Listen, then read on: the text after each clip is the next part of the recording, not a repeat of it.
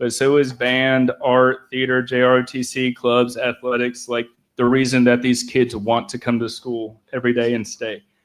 So what I'd like to challenge you all to do in the midst of everything going on is think back to middle school, that awkward time, and think of the person to help you find your why so that you could find your way. Thank you.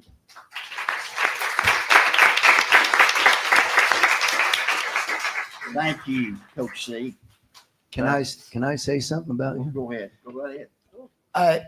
I made Coach C, what do you think?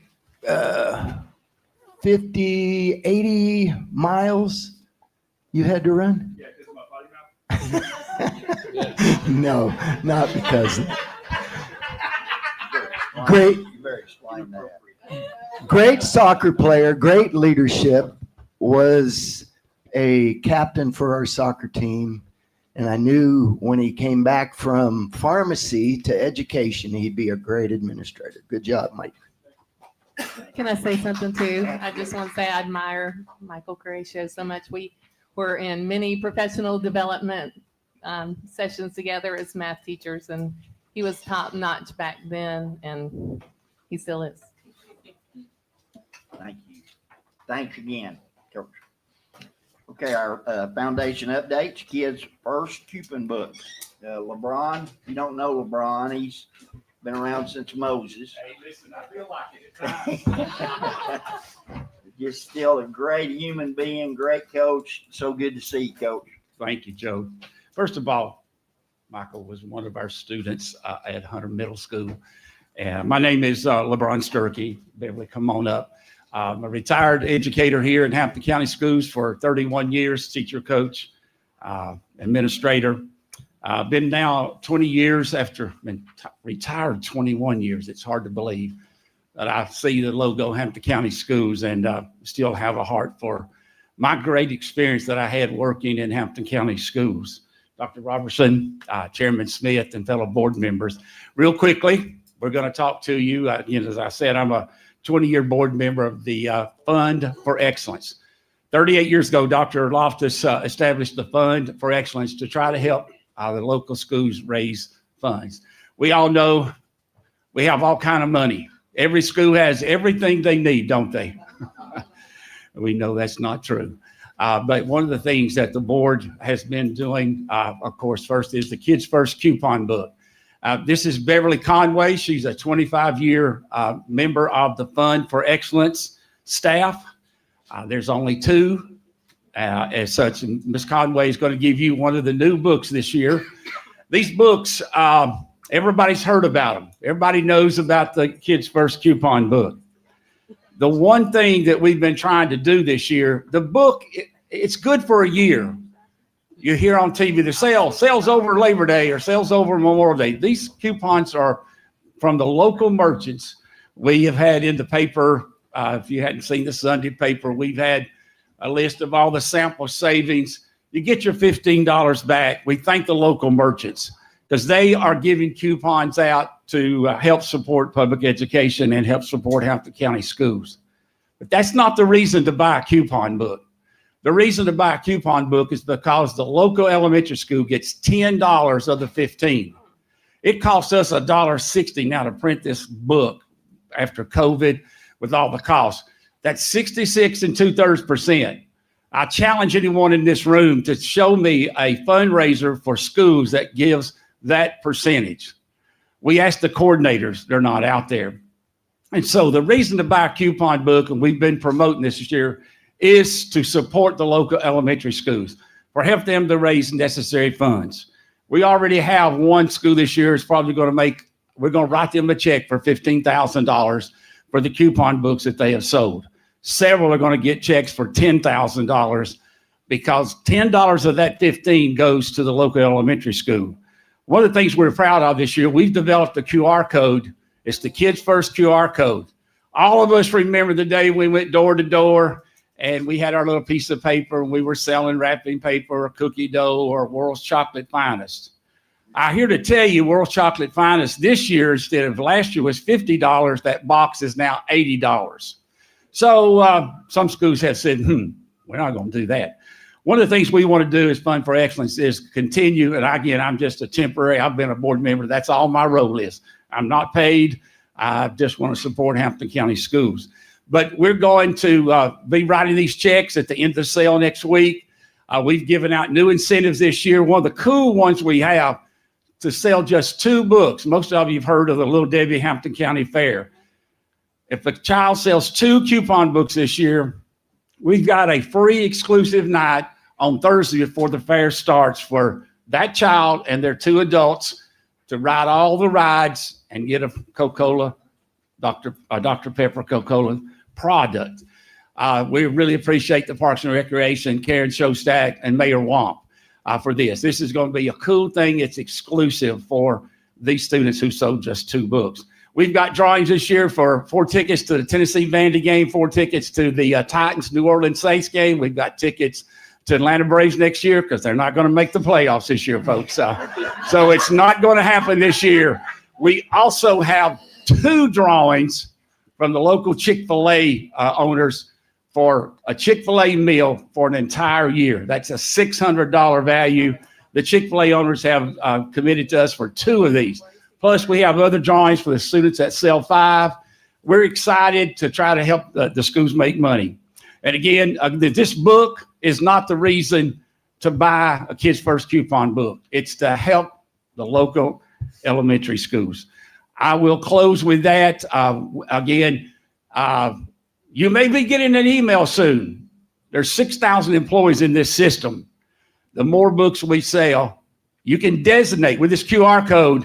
All they do is get their phone or go to the internet, Kids First coupon book, click it, select the school you want to give that $10 to. You can actually select the student, but if we send it to the employees, you're going to still designate the school. We're going to send you the book, but we're trying to sell all these books. Our goal this year is 30,000. We want to get back up to 40 or 50,000, but we're on our way this year as such. So again, thank you for the time. I appreciate Dr. Robertson and his communications office. They have been outstanding. They came to Daisy. We had a kickoff at Daisy. David Carroll's been a wonderful supporter of Kids First, and we had a great time. The staff was there for communications, sharing the information. I will shut before Shirley throws the bell at me.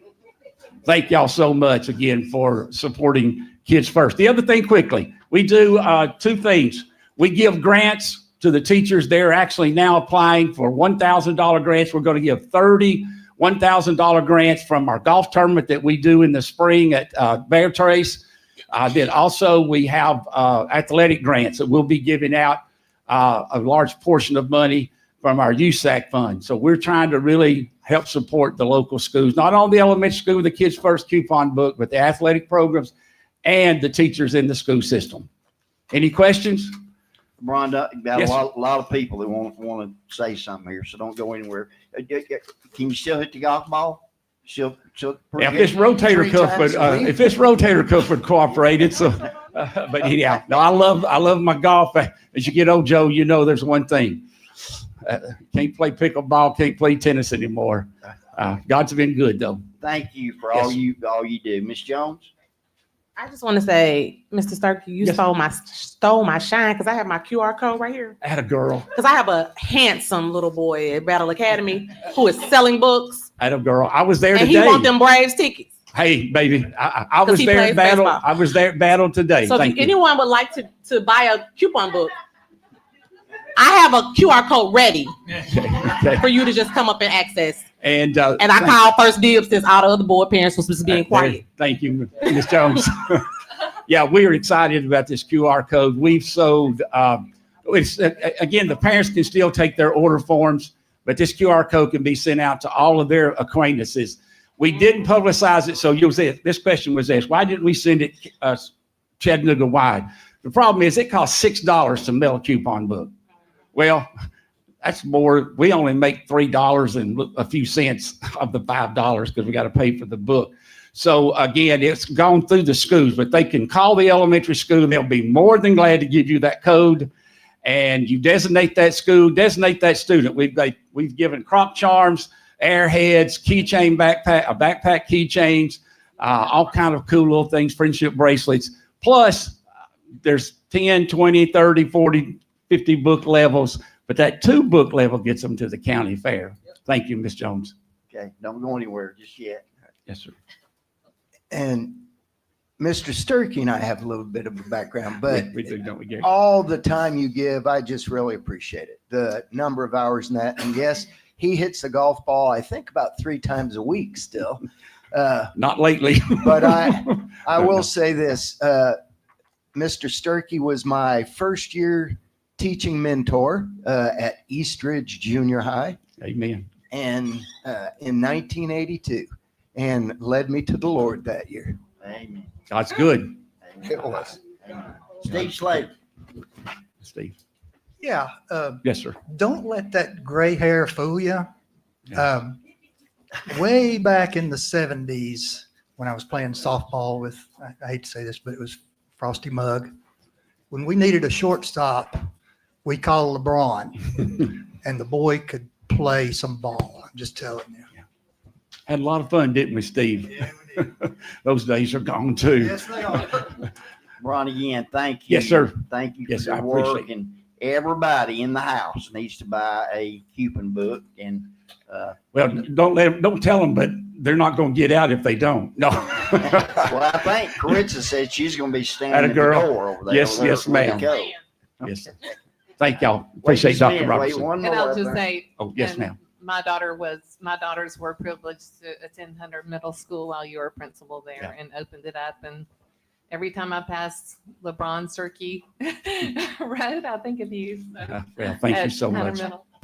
I had 31 wonderful years there. Thank y'all for what you do. Thank you so much.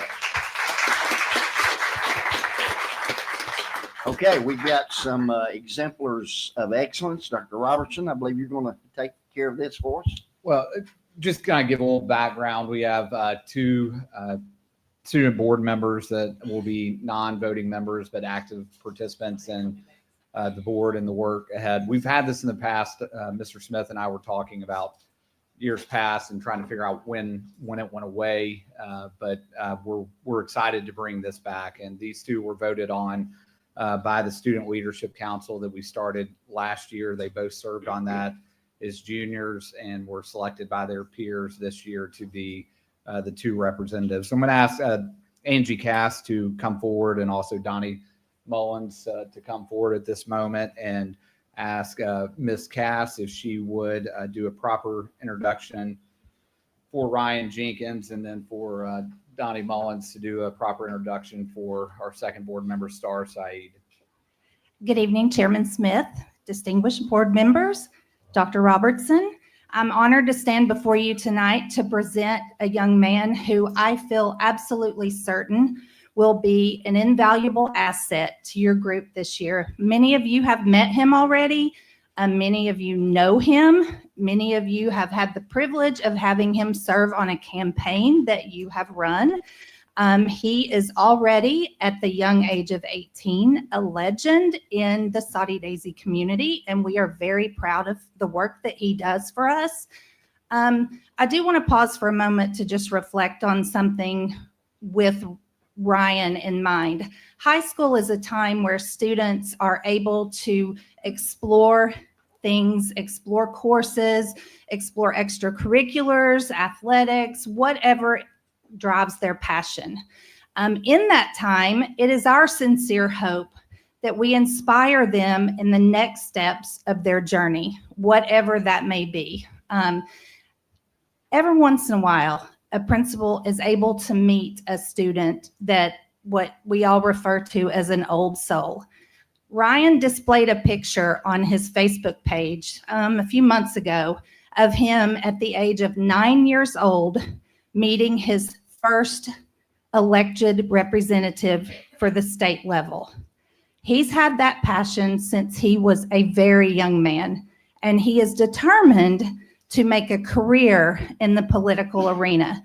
And I can honestly tell you, I will be, as a retired person, working on his campaign if he would like to have my services. He is instrumental in things that happen at Soddy Daisy High School, in our community, and beyond. He has served many folks across Hamilton County already. He's been to the state level numerous times to meet representatives. He is eager, he is curious, and he is fascinated with what's happening. And he told me the other day that he wishes to start his career at the local level. You all are receiving a gift tonight in Ryan Jenkins, and I could not be more proud to represent him. Come on up, Ryan.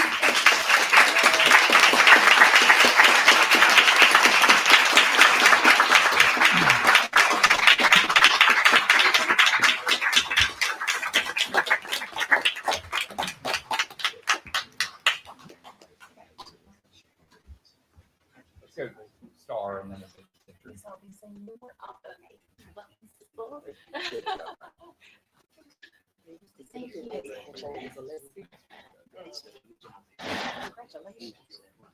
Olivia, you're gonna get students to come out.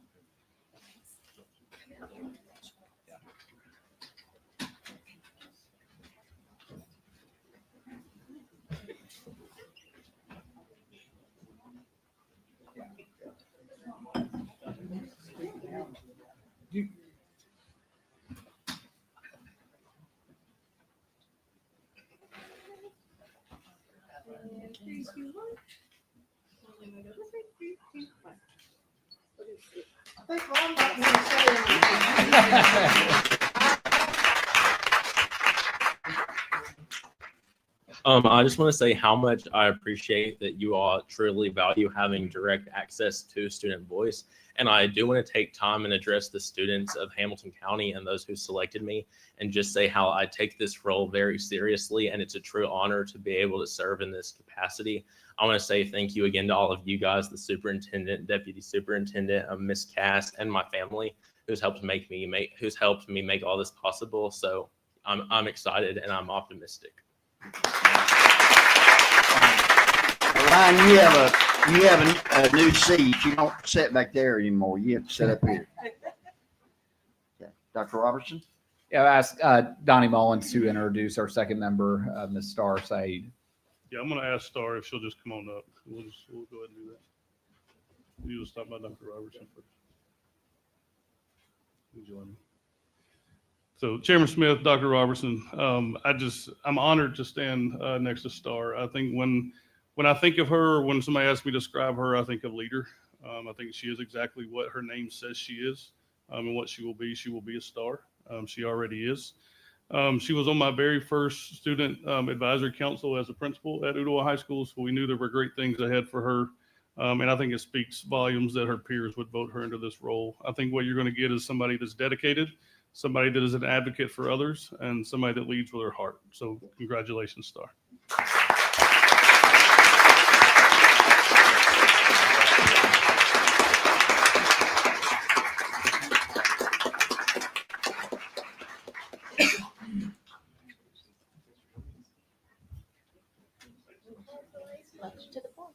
Thank you.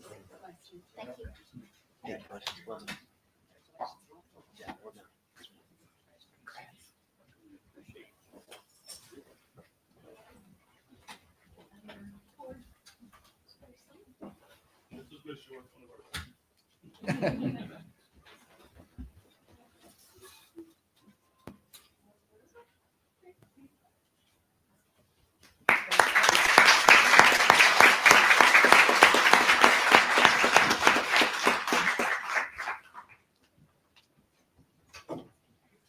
Ryan, Star, we absolutely welcome you guys and we value you.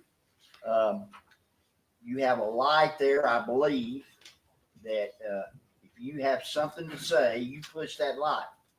If I was to not see it, well, then pick it up and throw it at me to make sure that you're recognized. Your voice is important on any item we discuss. We want to hear from you guys.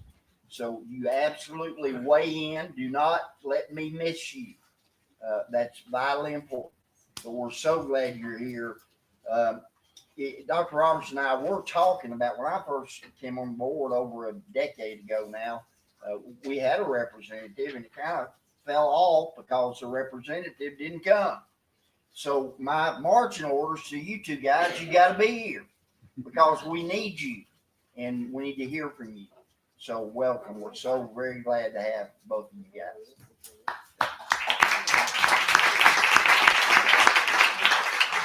Okay, that takes us down to our disclaimer, and I believe we just have one, I think. I declare that I have a relative who works for the school system and that the board's vote on budget policies, etc., may have an effect on my relative's employment. Even so, I hereby certify that I will cast my vote in the best interest of the school system. Okay, that takes us down to the approval of our consent agenda. Before we do that, there's a red item there you see under 10B3.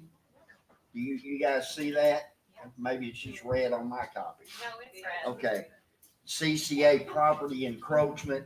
Dr. Robertson, just take a minute and explain that. Yes, sir. It's an item that we just got to Ms. McCauley's late, so it's highlighted in red, just recognizing that it came late. Essentially, what it is, a house was sold on the backside of the CCA property.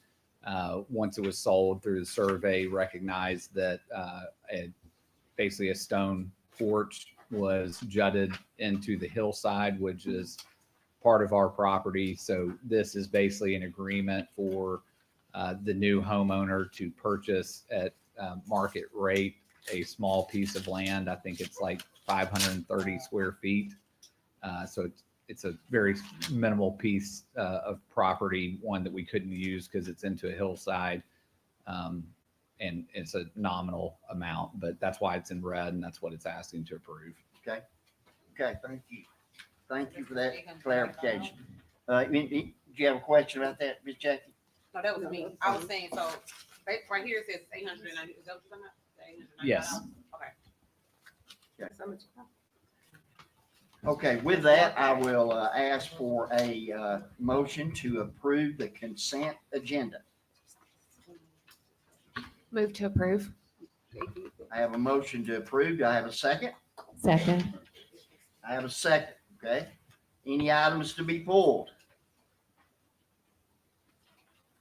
Seeing none and no lights, roll call. Mrs. Black, Yes. Mr. Connor, Yes. Oh, Mr. Doherty, Yes. Mr. Groan, Yes. Mrs. Haddon, Yes. Mrs. Jones, yes. Mr. Keen, Yes. Mrs. Schaefer, Yes.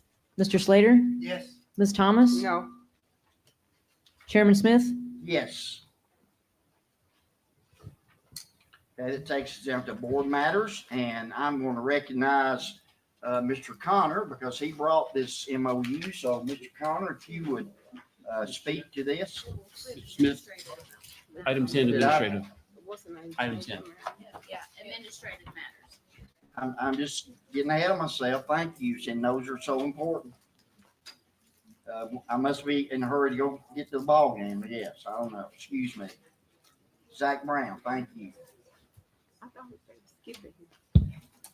Yes, sir. Chairman Smith, this is just, we have two educators that we've wanted to verify that they have received all the eligibility when it comes to their missing testing scores.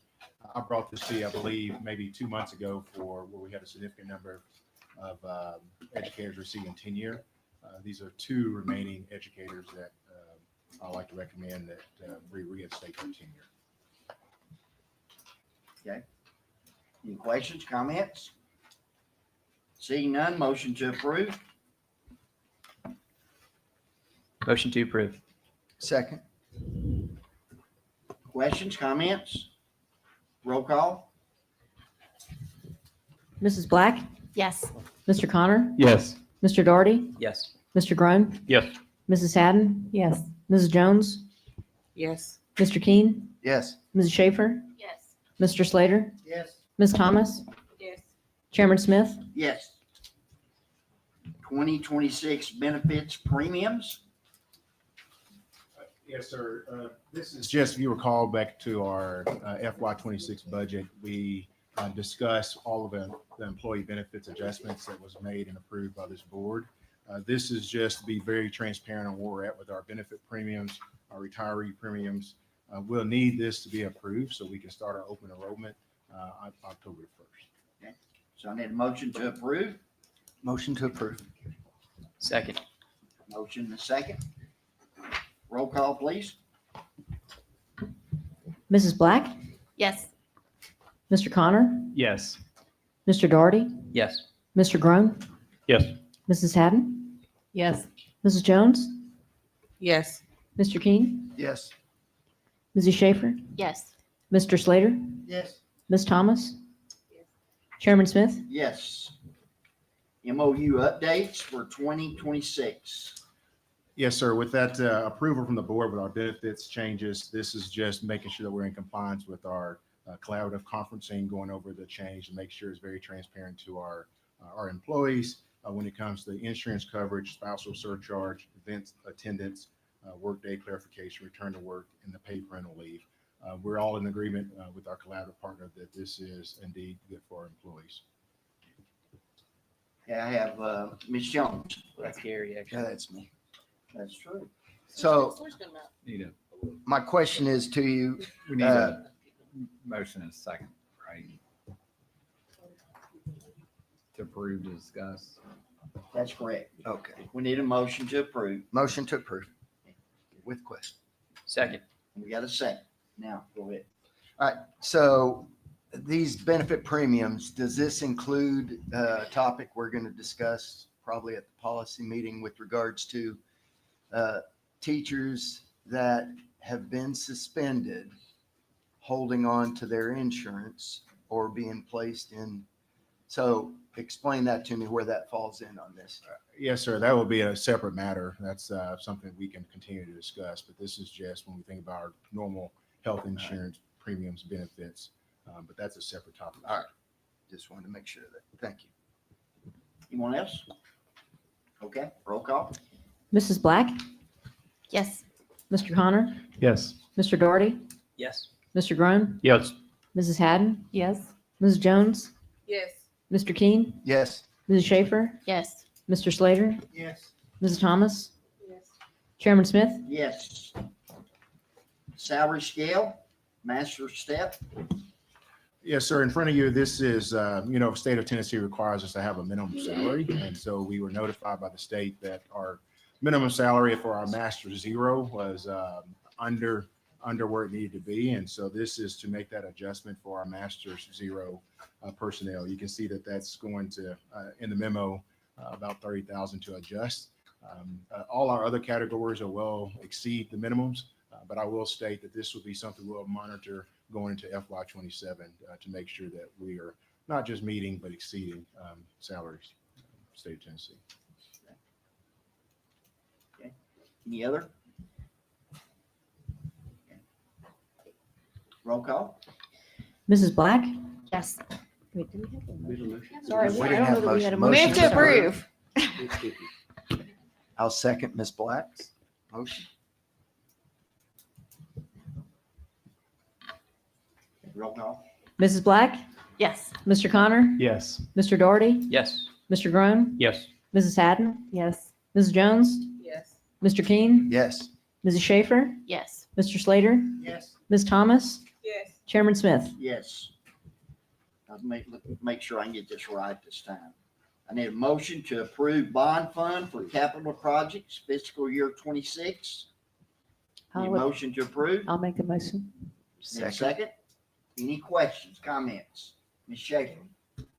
I'd like to pull the CSAS 4.5 million, and I'd like to make a motion to send that to the athletic committee.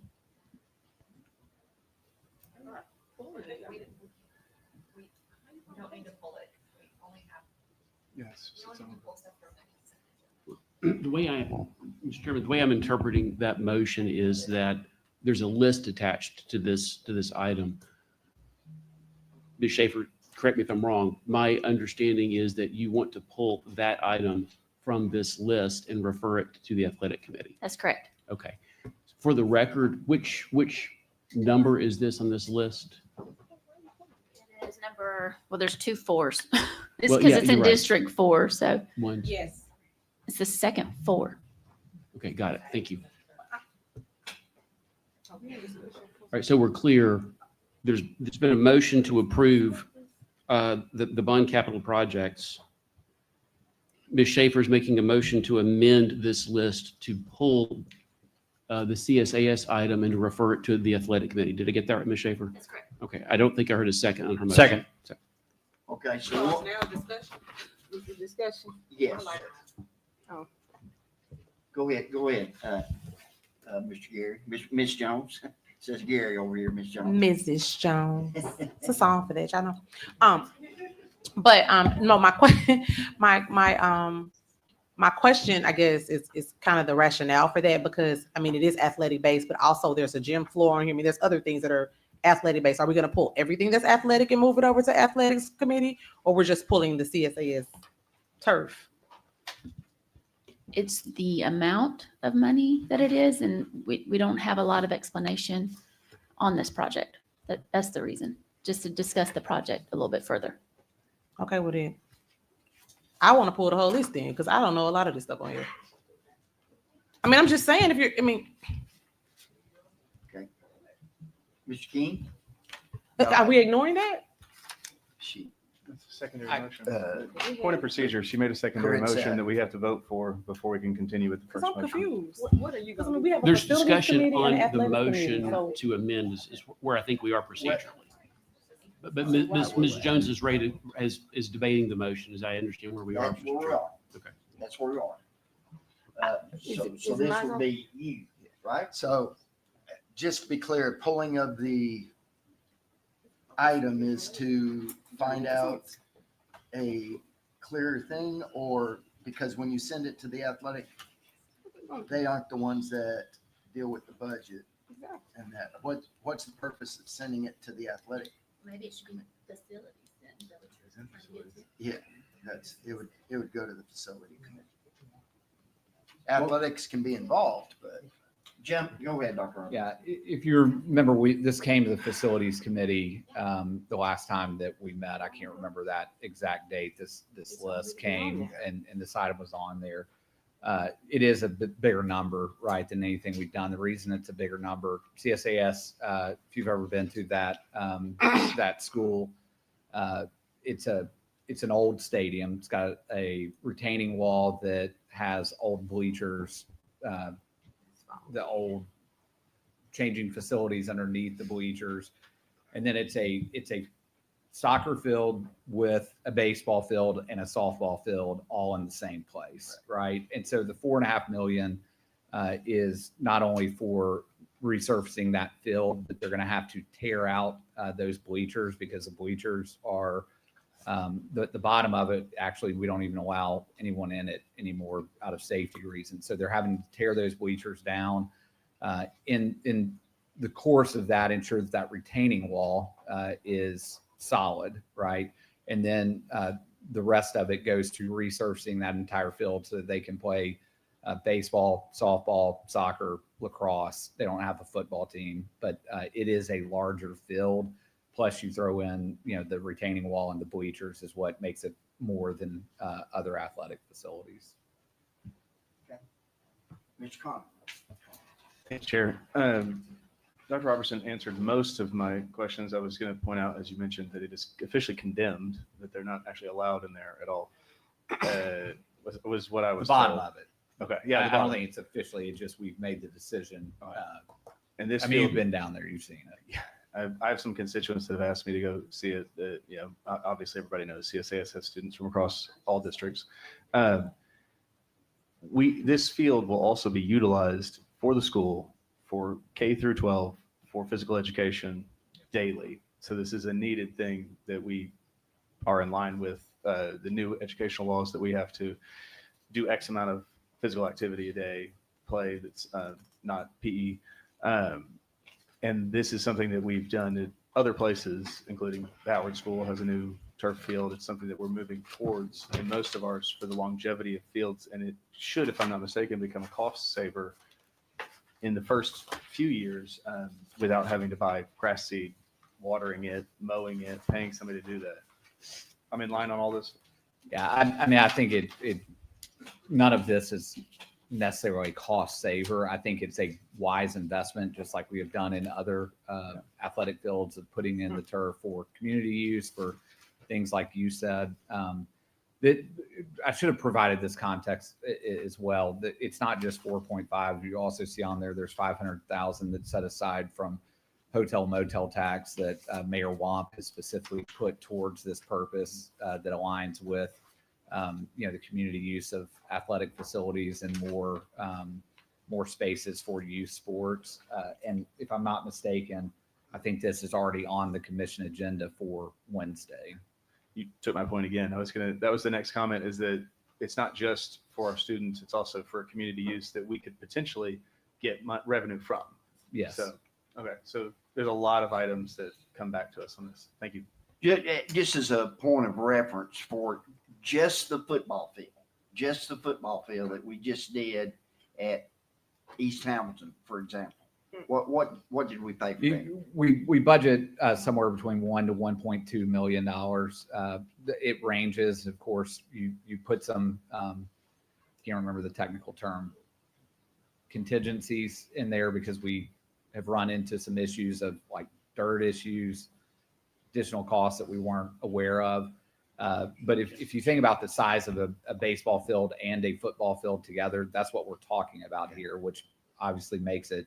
A lot of the cost, though, again, goes back that retaining wall. If you haven't been on CSAS campus, I mean, the retaining wall is probably a 30-foot drop from the parking lot to the ground level, and it's tearing out those entire stands and everything else. So it's much more than just the turf that this cost is. Steve Slater's old enough to play football there. And probably did. Yeah. Go ahead. If we're talking softball, baseball, lacrosse, how's this going to be lined off? Yeah, it's a good question. We talked to Justin Wood about this. There's going to have to be some portable or mobile fencing for the softball and the baseball. The mound, obviously, and his sons play baseball, so he said that this happens in multiple places, but the mound is removable for baseball to convert it to softball. So you would have lines for basically, right, left field, and then bases that could move, the mound that could move. And then the field itself would be lined off for, I believe, soccer and lacrosse, and possibly kind of youth football lines, not what you see at Soddy Daisy, but probably the inverse of it. You'd have darker lines for soccer and lacrosse, and more nuanced lines for football. You can answer this out, but I think the county is actually footing the bill for like $500,000. Yes, sir. Of this. Out of the hotel motel tax. Okay. That Mayor Wamp says. Okay. Point of order, Chair, if I may. In our facilities meeting, there was a map of this project. Right. Okay, and again, I'm confused here. So, Caritza, is this you? That's her now. I think this is you now. No? Me? I just It might be me. Okay. I don't have anything else Okay, to say. then Miss Jackie. I just like to say that I think it's very much needed. I'm not really understanding why it's going back to a committee. What purpose that would do to go back to the committee when we can discuss it before we vote on it. I guess whether you wanted to vote on it or not. And I was really unclear about the motion. The motion was to accept it. Do we accept it? And then with her amendment, that's the whole motion. So do we vote it just hypothetically? Do we, if we're not for, we vote everything down, or do we vote the first part is just vote down the amended part? Right now, the only thing that's before the board is Ms. Schaefer's motion to refer this particular item to the athletic committee. But I think I heard Ms. Schaefer say that maybe the facilities committee would be better, but we can cross that bridge when we come to it. But so to answer your question, Ms. Thomas, right now the board is discussing whether to treat this particular item separately and send it to committee. And so I'm clear, Ms. Schaefer and Mr. Groan, is it your motion to send it to the athletic committee or the facilities committee? I'll withdraw my motion at this time. Okay. Mr. Groan, do you? No, well, Ms. Schaefer has withdrawn her motion. Do you withdraw your second? Yes. Okay. Okay, so now we go back to the original motion that was properly motioned and seconded. So we're ready. Jackie, you're still lit up. Okay, so now we're ready for roll call. Mrs. Black? Yes. Mr. Connor? Yes. Mr. Doherty? Yes. Mr. Groan? Seems like an awful lot of money. Yes. Mrs. Haddon? Yes. Mrs. Jones? Yes. Mr. King? Yes. Mrs. Schaefer? Yes. Mr. Slater? Yes. Ms. Thomas? Yes. Chairman Smith? Yes, I know we'll be building that gym for long. Takes us down to Arch Study, Westview. I need a motion to approve. So move. Second. No lights? Roll call? Mrs. Black? Yes. Mr. Connor? Yes. Mr. Doherty? Yes. Mr. Groan? Yes. Mrs. Haddon? Yes. Mrs. Jones? Yes. Mr. King? Yes. Mrs. Schaefer? Yes. Mr. Slater? Yes. Ms. Thomas? Yes. Chairman Smith? Yes. CCA property encroachment that we already spoke to earlier when we were approving the agenda. I need a motion to approve. Motion to approve. Second. Any discussion? What was it again? Joe? Go ahead once again. Yes, ma'am. The reason I was talking about the reason it's red is because we added it late. There's essentially a house that sold. When they were doing the survey, they found that a 348 square foot section of basically a paved or pavers back porch that encroached on property of CCA. It's in a place that we're not going to ever use in a severe slope. And so the buyer, the owner of the house, has agreed at $112,000 per acre to buy that 348 square foot piece of property, which amounts to $895. So they're paying us $895 for that small piece of property. Mr. Connor, your light is on. Yes. Oh, yeah, yeah. Sorry. It's okay. I want to be in, sorry, let me get to the microphone. I just want to be in full compliance. I believe a few board members know that I've recently gotten my real estate license. I'm selling real estate. I did have a conversation with the real estate agent who is over this. Longtime friend, children used to go to Normal Park, which is why he reached out to me. I put him in touch with Robert to discuss this. I was not licensed at the time. Just want to make sure that everybody knows that. I had nothing to do with it and have received no monetary compensation from this deal. Okay, so roll call. Mrs. Black? Yes. Mr. Connor? Yes. Mr. Doherty? Yes. Mr. Groan? Yes. Mrs. Haddon? Yes. Mrs. Jones? Yes. Mr. King? Yes. Mrs. Schaefer? Yes. Mr. Slater? Yes. Ms. Thomas? What did I vote no on a few minutes ago? It wasn't this? No, ma'am, you voted no on the consent agenda. Oh, I thought I was voting no on this, but, okay, I vote yes. Since y'all say it's a fair market price. I probably voted no. Chairman Smith? Yes. Okay, takes us down to board matters, and again, I'll recognize Mr. Connor with this MOU. Thank you, Chair. So as was with the rest of them, you all have the MOU in front of you. You have in red line, the two items are added. I'll read them out now.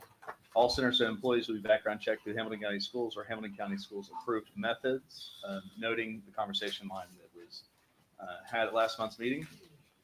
And then this agreement will be effective immediately reinstating services and continue until such time as an RFQ can be fulfilled concerning student mental health services. Again, acknowledging the conversation that my colleagues had about the desire to have more than one option, which we do with Helen Ross McNabb, but I listened and wanted to make sure that that was warranted. That is the first job of a board member, is to listen. So I want to say that this is not supposed to be a partisan issue. Caring for our kids is not partisan. It is our moral obligation. Even the Chattanoogan's poll this week shows the vast majority of our community want our students to have access to mental health care in our schools. All the same, I have read the statement from the local Republican Party officials that they've put out. Not only does it contradict itself, but it contradicts Tennessee's Republican Governor Bill Lee's wishes. Governor Lee has allocated extra funding for mental health support through the state, including a partnership with Centerstone specifically, by name. Our local GOP is working directly against the state leadership directives of their own party. It should also be noted that the investment in these seed coaches and counselors, who are necessary in so many productive ways, are not the very much also needed licensed clinical therapists. Trying to say that these job descriptions are one and the same only further highlights how far from truly understanding the need for mental health services in our schools they are. It should be further noted that many of these students have Centerstone specifically written into their 504 or IEP plans, meaning by denying these services at school as prescribed in their plans, we are breaking the law. Just wait for the lawsuits. We are welcoming multiple lawsuits. Where does that 23 million go when we're paying out the families we have failed both morally and legally? I've heard from members of our community that the board members are not being truthful with them about parents being upset about the care they have received from Centerstone. And they have valid points, because in my many years as a parent, community advocate, school board member, and school support member, there's one thing that is always true. If you've wronged a child in the schools, that parent lets you know loudly, publicly, and immediately. Immediately. Those majority of voices I mentioned, specifically the over 500 emails supporting Centerstone and their amazing work for our children, with just as many stories of their great works for our children and community, if printed, would be over 20 pounds of paper. All loudly praising the work of Centerstone. Ounce by ounce, that's 20 pounds of parents begging us to care about their children. That's 20 pounds of community members begging us to do what is right and good. 20 pounds of students in disbelief that their supports have been stripped of them with no outlet, nothing, gone overnight. Do you know what 20 pounds of emails looks like? It looks like that. That is what happens when a parent feels their child has been wronged. That. And every member of our community knows it too. 20 pounds of emails on the floor in front of us shows what you get when you mess with their children. You get a parent's fury at our mistake. The board needs to stick to turfing fields, not politically astroturfing parents' opinions that are not there. If parents really wanted Centerstone kicked out of the schools, we would have had actual HCS parents lined up to congratulate us. Instead, the lone voice of support is a few folks from a failing fringe group claiming to be for students, but showcasing the exact opposite here tonight. We must do better for our schools.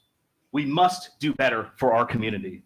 We must do better for the children who cannot vote to help to get the help they are dying to get. So I need a motion. Move to approve. Second.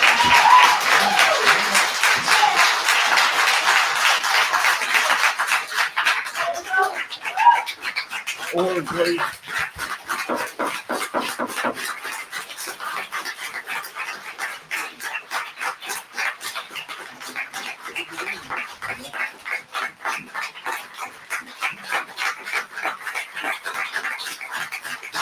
I need order, please, so we can move forward.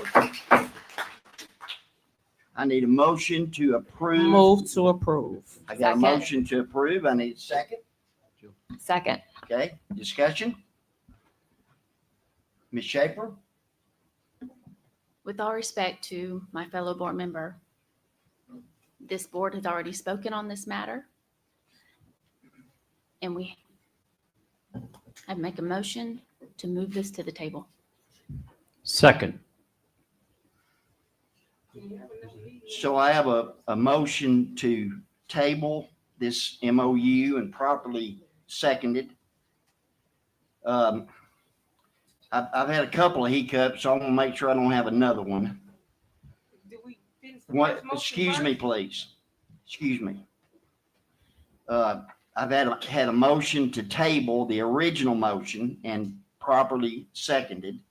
So Mr. Bennett, make sure I understand that once the motion to table and properly second has been made, we have to make the roll call and the debate ends. Correct me if I'm wrong. That's the rule. Okay. Roll call, please. Tabling this motion. Mrs. Black, Is there no discussion on this? No. There's discussion of the motion.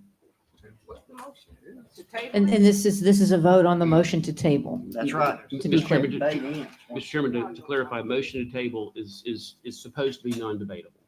That's the reason I asked the question. I want to make sure I wasn't having a hiccup here. And So- so we're clear, the motion to table, the board is voting on the motion to table, which is effectively to put it on the table.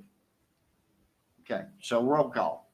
Mrs. Black, May I request to hear from the students?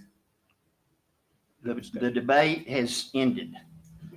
Roll call, So we have please. student representatives we're not going to listen to at all? I'm following, you want me to follow Robert's rule and procedure. That's what I'm doing. rules. So don't pull us following the rules. You talking about following rules, because I know some rules that wasn't followed that even got us here. He just sat here and told these two young people, that they had a voice and it mattered. Do the right thing and re-vote in front of us. Do the right thing. Yeah.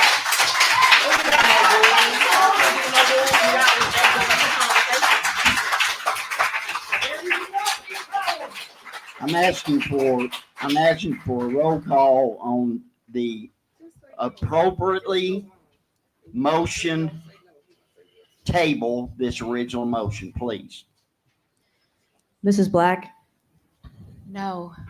Mr. Connor, I will not continue to fail our children. No. Mr. Doherty, Yes. Mr. Groan, Yes. Mrs. Haddon, Yes. Mrs. Jones, No. Mr. King.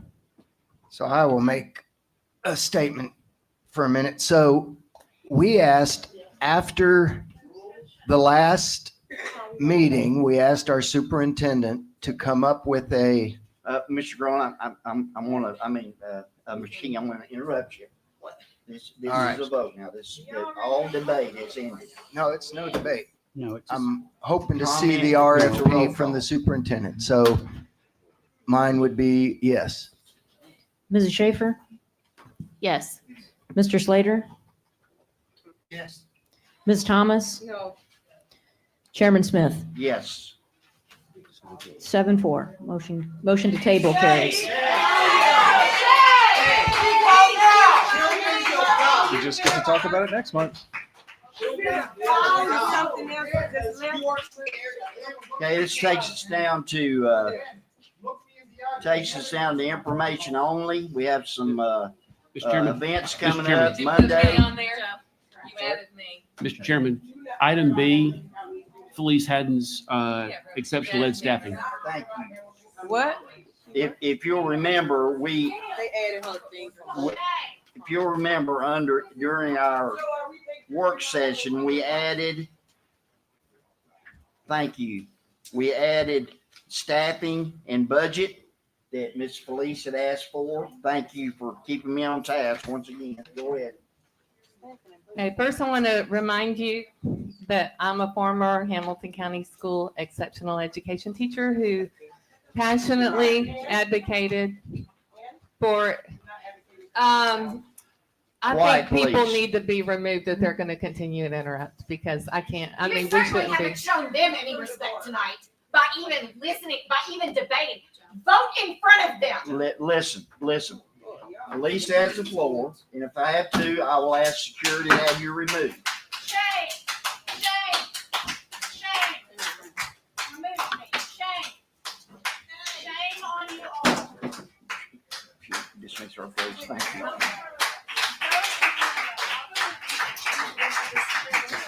Blood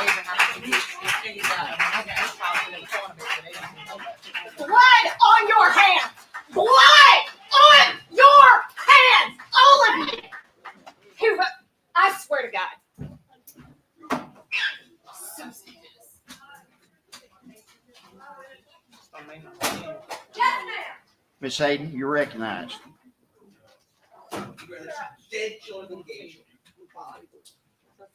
Come on, please, whatever you want to say.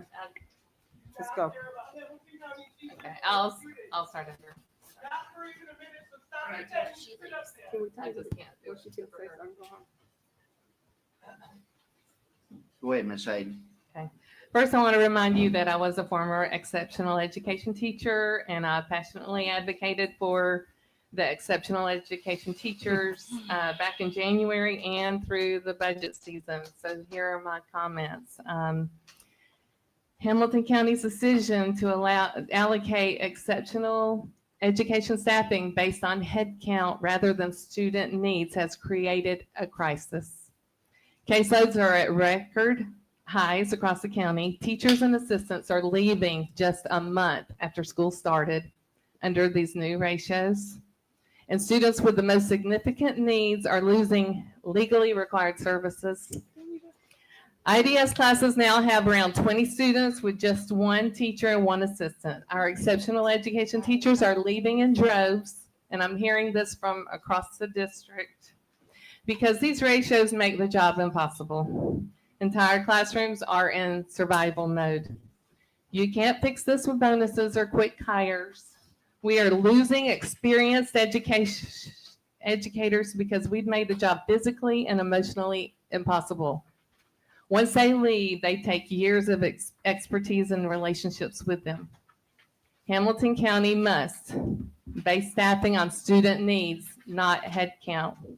Restore reasonable ratios so children are safe and can learn.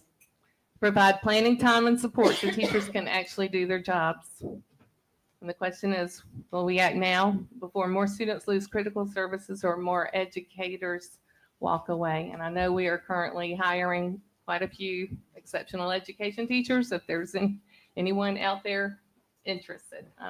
So that is my comment on exceptional ed, but I want to go on to the budget unless there's any comments at this time. I have comments. Let me recognize, and I'll come back to you, Jack. Okay. I just want to correct for the record, what Ms. Haddon said is what we're doing. She said to go back to basing it on student need. Last spring, we went from head count to student need. So how we're staffing is what you just said we should be doing. To clarify what is creating the issue, and the issue that we've been trying to work through, is a very specific license. It's a 461 license that across the state people are struggling with. You actually saw Tennessee Department of Education put out a similar incentive as we did to get more people to get that 461 license. It's classes like IDS, multiple exceptionalities, DCC. That's where we're struggling. We've got approximately 15 openings in ex-ed teachers.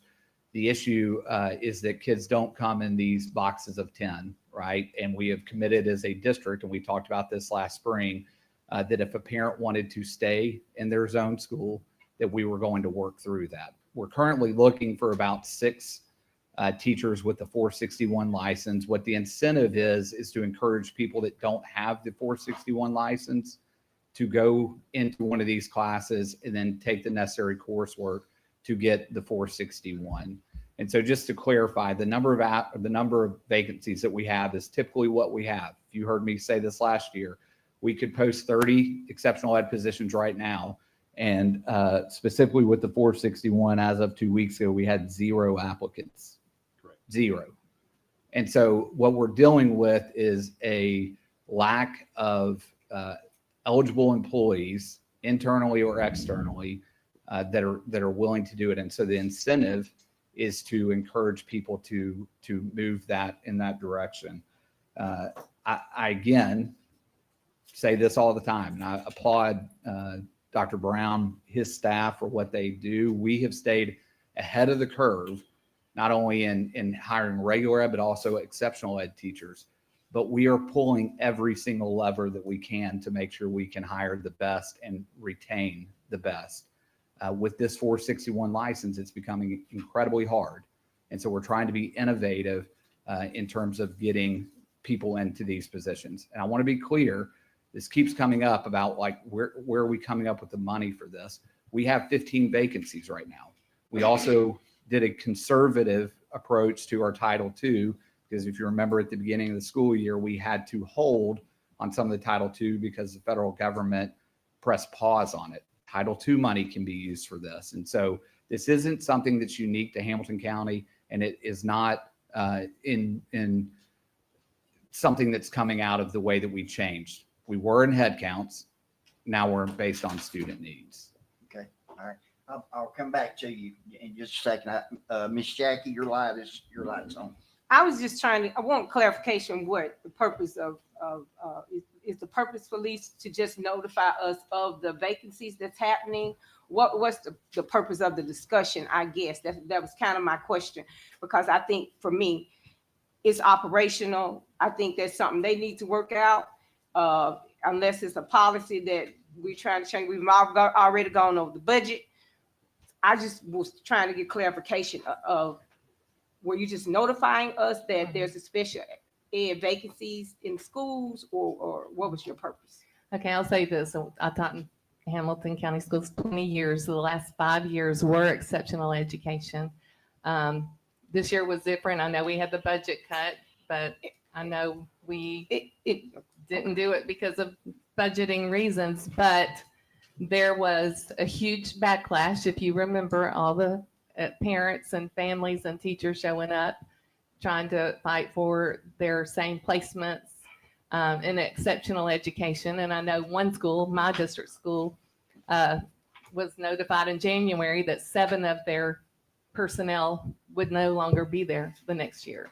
So there was a major reorganization that I disagree with, that's causing these changes. This year is different, according to all the people that I'm hearing from in the community. Okay. As far as the ratio of the numbers, their class sizes are larger, and it's hard for them. They don't have the support.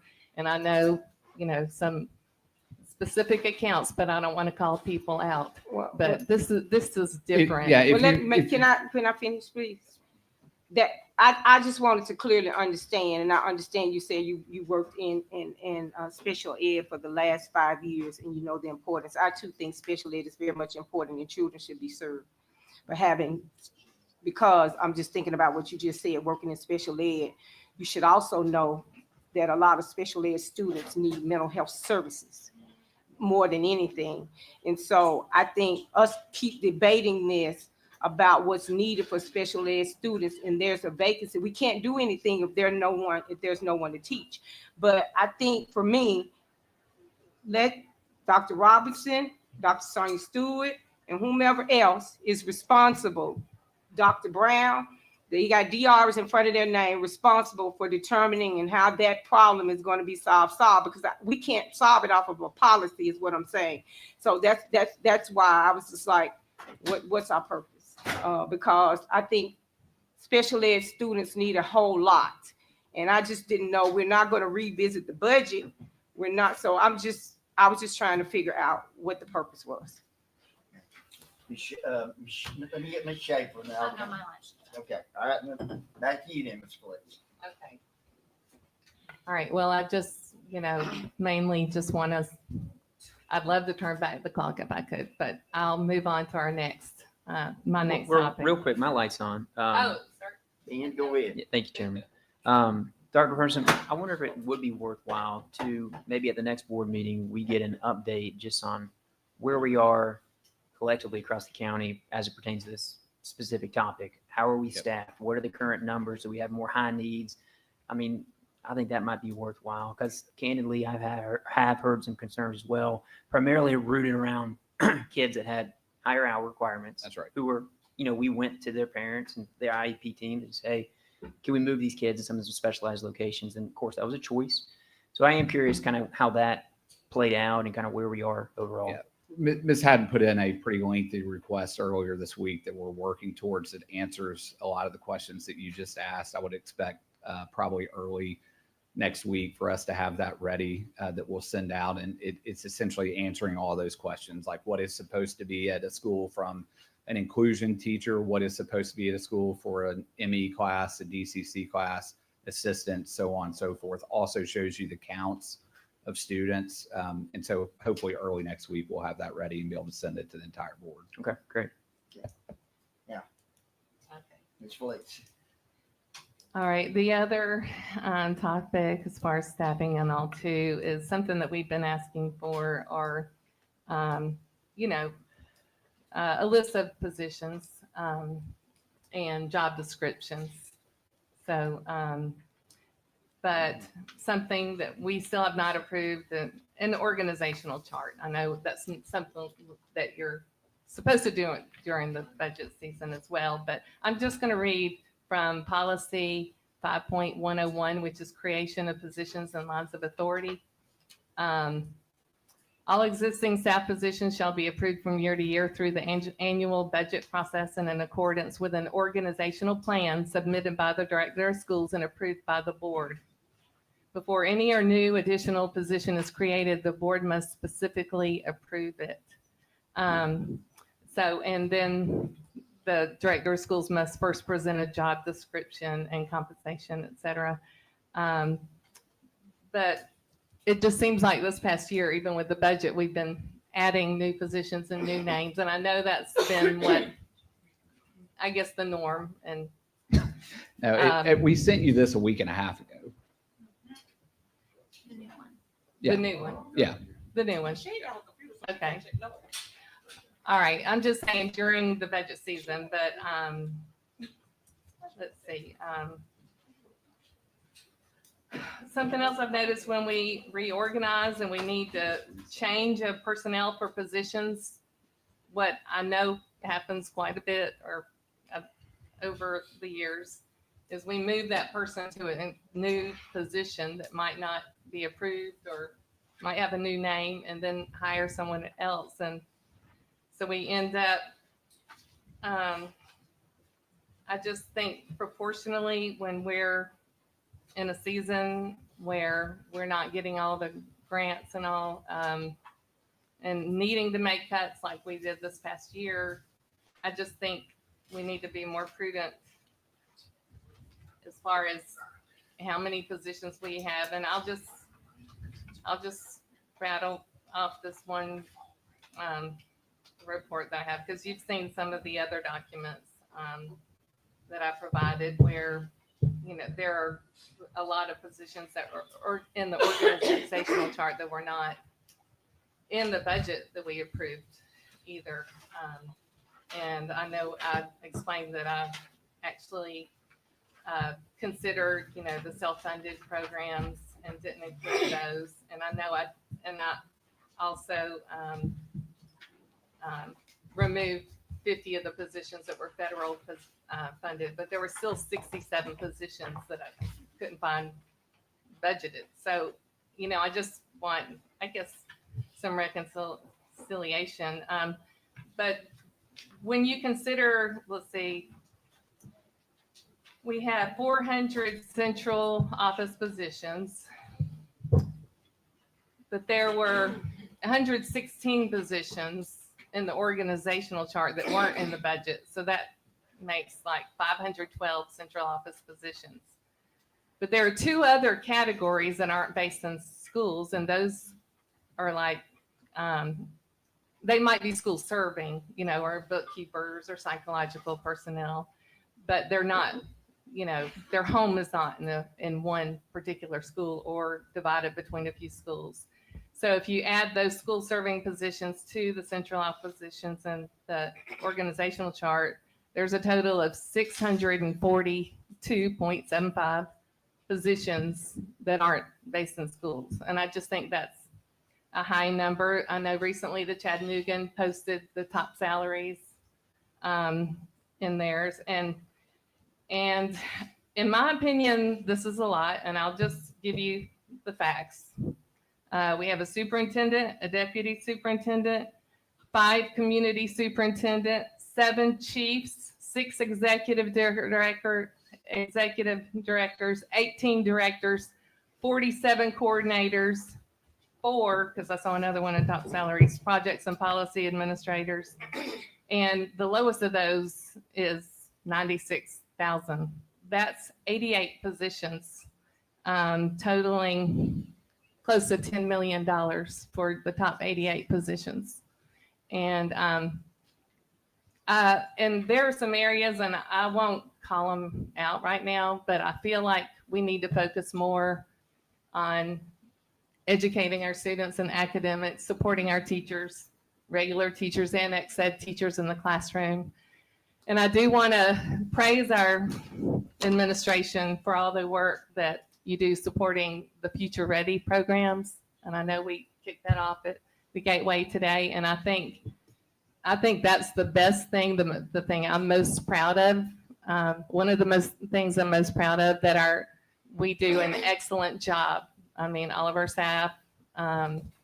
So I'm very proud of, the Future Ready and willing to invest in that and academics. I just think we need to streamline. The reason I'm bringing it up now is because throughout the year, we start hiring people in new positions get posted that I'm not familiar or haven't seen, and new positions are created. People are just moved around, and I would just like to follow our policy more and have more accountability there. And I hate to offend anyone. I really personally hate to do that, but I also feel passionate about, being fiscally responsible with our budget. Mr. Chairman, I just need to know what you guys want to see. On September 8th, we sent you an email, had a memo that outlined how we categorize positions, had the updated organizational chart. It had a spreadsheet listing every position with the department, the title, the funding source, so that we can see that, when we say it wasn't approved in the budget, what we're actually saying is the GP budget versus federal programs. We tried to clarify that with that spreadsheet. If you will tell us what you want to see, we will provide it. We have been transparent with our budget, with these positions, and we just need to know what you want. Perhaps, and I really want to say this in front of my finance chair, what would be helpful is let's have a work day. A finance work day where we really dissect all this and you bring all this stuff to us and in a way that we can all understand. Can we get some feedback on the 9/8 email? Because we spent a ton of time on that. And I apologize for not thanking you for that information. I know you spent a lot of time on that, so forgive me for not, recognizing that work that you did, and thank you very much on that. But, I think this is about going forward with hiring and how many positions we want and approving positions. So I think it's more about so a lot of stuff, of course, is done. We're into this new budget year. Chew on what I just said a minute, and I'm gonna recognize you, and then I'm gonna come back to you. So go ahead. I want to recognize that Felice has done a tremendous amount of work. At the last board meeting, she provided her own independent audit, in a sense, of the budget through the Excel spreadsheet. And then she's looked back through, I believe, what was sent with the new org chart. But there's still some questions of things that, from what Felice has found in her kind of independent audit, it leaves at least 66 positions in the org chart that are not in the budget, according to her kind of independent audit. So I would like to see that reconciled, those 66 positions. I'd like to see more explanation of this so that we can get a better grasp on where we're at. The spreadsheet that we sent was trying to do just that, because the 66 positions were either in federally funded or funded things like SACC or things, some in school nutrition. I didn't include those.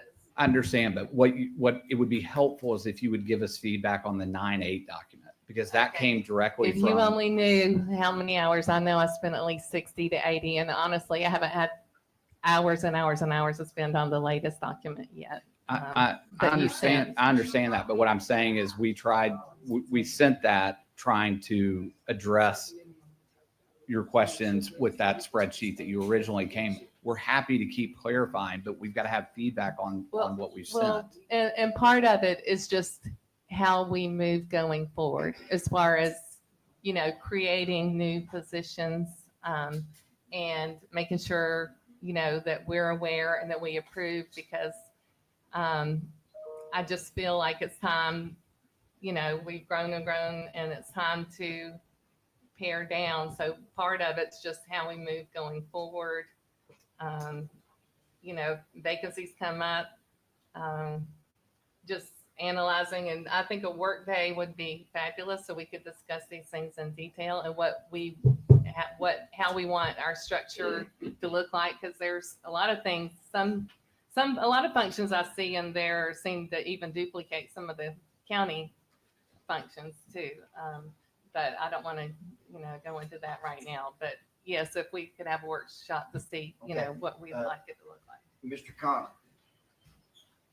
Thank you, Chair. You kind of said what I was about to say. This feels like something we need to put in a committee. So could I make a motion to go ahead and table this to committee? Second. We don't actually have a motion. I'm just. We can do that, or we can have a work day and have everybody involved. I mean, whichever you prefer, which wouldn't require a vote. Let me come. Can you hold that? Hold that thought. That's just, you said it. I'm repeating what you said. All right. So, Mr. Finance Chair, your thoughts on a work day that we really dissected? Yeah, no, we're talking about a lot of things. I think the challenge we have is, I think maybe a lot of people have, bad memories of what happened with the budget last season. I think we're all trying to ensure that we don't get in the same place we were last year. And it is an incredibly complex budget. I'll be the first to tell you. But I do know for a fact that one thing that Justin and his team, Mary Ellen, have committed to do is to really layer in these finance committee meetings earlier and often. That's why we had one last month. We're going to have one this next month. And the idea behind that, Felice, I think you'll appreciate this, is from an administrative perspective, have a more forward-looking point of view and saying, hey, where are gaps? Where do we need to invest more money? And the idea is to bring those conversations to the board on the front end so we can have a more collective input on kind of which direction we want to go. So in their defense, that is absolutely something that was discussed, and I think we can certainly combine this with the finance committee meeting next month. Yeah.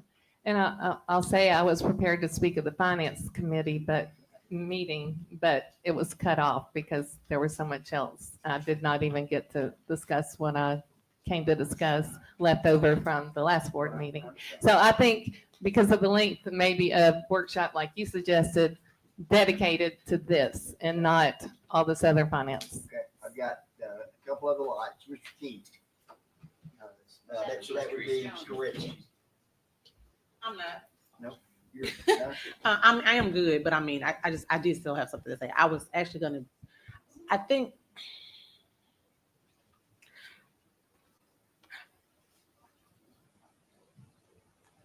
I am so utterly confused on I have never felt more part of chaos in my life.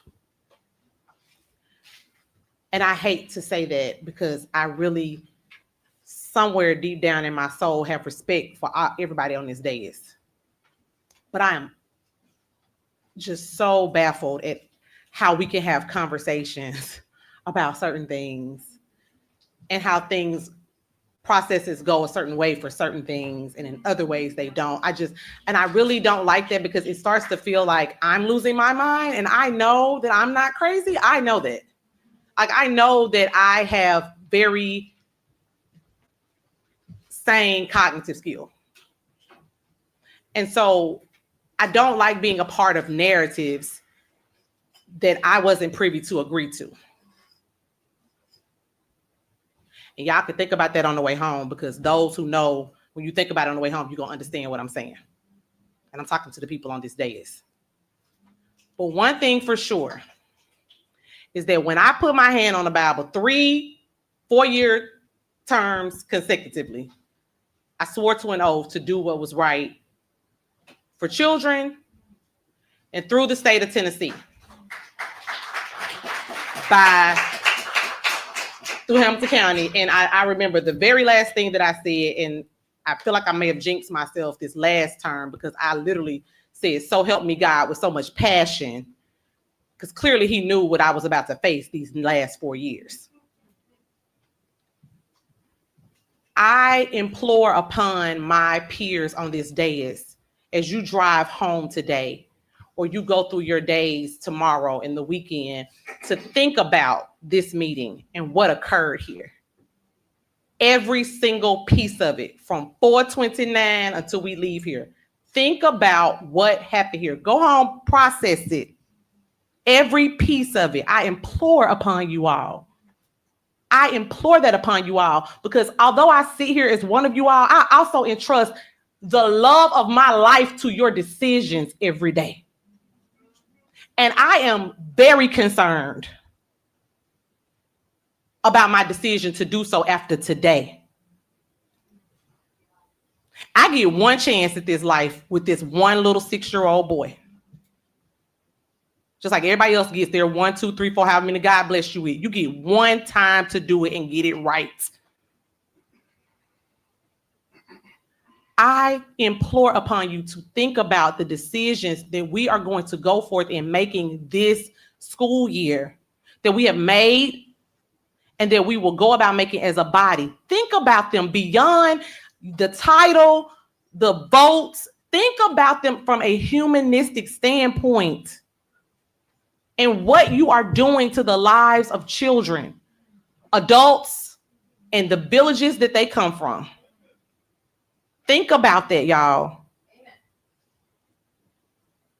Because this is serious, and it ain't serious just on whatever trip or tangent y'all on. This is life. These are the lives of children and the people that come with them that they're being affected here. So think beyond your little silo, your home, think beyond that. And please, because I've heard everybody on this day is talk about God.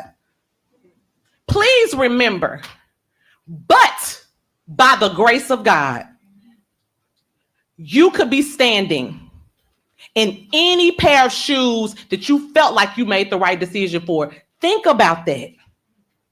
Think about what you said out of one side of your neck and you turned around and said something else out the other side. Think about that. Because I'm going to be able to go home and go to sleep tonight just fine. Even though I got a lot of stuff going on personally, I'm going to sleep well. I question how well some of y'all going to sleep. Because if you believe in the same God I believe in, he going to rock with you tonight. He going to rock you, and not in the way that you feel like he going to rock you. He going to deal with you tonight, tomorrow, whenever.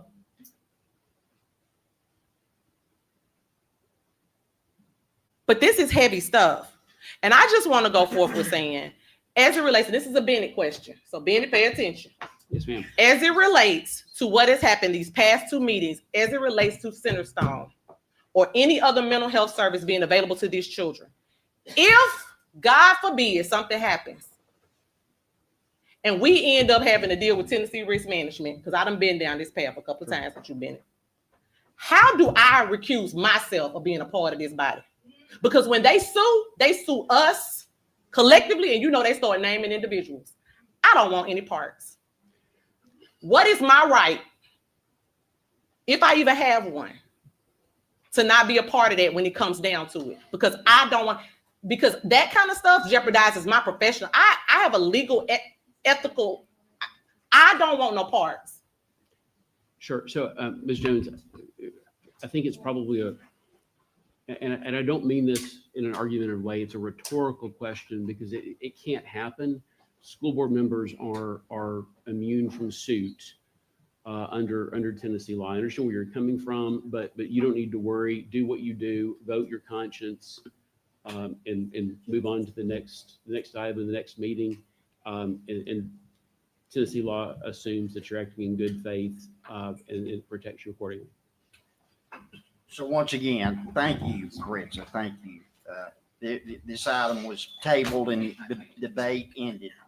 Events announcements, Monday, September 29th, Policy Committee at 4:30. Monday, October 6th is an executive session. Will that be here, Mr. Bennett? No, No. it's at EOC. That's, okay, Yes, right. And you'll send us all emails on that. Thursday, October the 9th is our next work session. Thursday is our quarterly meeting. Now, that's early this time, just so everybody understands, because of fall break, okay? It's October what? October the 9th, yeah, which is earlier because of fall break falling in there. So that's just, 3 weeks, I guess. And then fall break 13th through the 17th. Thank you. We stand adjourned. This board has derelicted its duty. Our students will be back until you help us. You will be back